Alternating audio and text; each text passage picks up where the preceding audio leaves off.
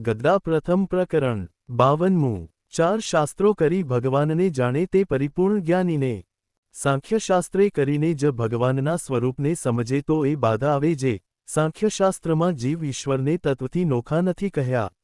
તે જ્યારે તત્વનો નિષેધ કરીને તત્વથી પોતાના જીવાત્માને નોખો સમજે ત્યારે પંચવિષમો પોતાનો જીવાત્મા સમજાય પણ ભગવાન ન સમજાય અને જો એકલી યોગશાસ્ત્રે કરીને જ ભગવાનના સ્વરૂપને સમજે તો એ દોષ આવે જે યોગશાસ્ત્રે ભગવાનને મૂર્તિમાન કહ્યા છે તેને પરિચ્છિન્ન સમજે પણ સર્વાંતર્યામી અને પરિપૂર્ણ એવા ન સમજે અને જો એક વેદાંતશાસ્ત્રે કરીને જ ભગવાનના સ્વરૂપને સમજે તો એ દોષ આવે જે ભગવાનને સર્વકારણ સર્વવ્યાપક અને નિર્ગુણ કહ્યા છે તેને નિરાકાર સમજે પણ પ્રાકૃત કરચરણાદિકે રહિત અને દિવ્ય અવયવે સહિત એવો સનાતન જે ભગવાનનો આકાર છે તેને ન સમજે અને જો એકલે પંચરાત્રશાસ્ત્રે કરીને જ ભગવાનના સ્વરૂપને સમજે તો એવો દોષ આવે જે ભગવાનના અવતારને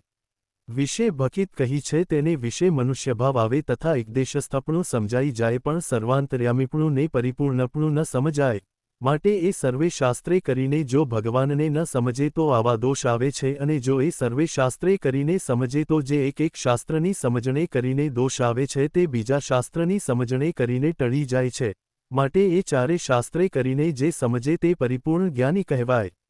અને જો એ ચારમાંથી એકને મૂકી દે તો પૂર્ણો જ્ઞાની કહેવાય ને બેને મૂકી દે તો અર્ધો જ્ઞાની કહેવાય ને ત્રણને મૂકી દે તો પા જ્ઞાની કહેવાય ને ચારેને મૂકીને જે પોતાના મનની કલ્પનાએ કરીને ગમે તેવી રીતે શાસ્ત્રને સમજીને વર્તે છે અને તે જો વેદાંતી છે અથવા ઉપાસનાવાળો છે તે બેય ભૂલા પડ્યા છે પણ કલ્યાણનો માર્ગ એ બેમાંથી કોઈને જડ્યો નથી માટે એ વેદાંતી તે દંભી જ્ઞાની છે અને એ ઉપાસનાવાળો તે પણ દંભી ભગત છે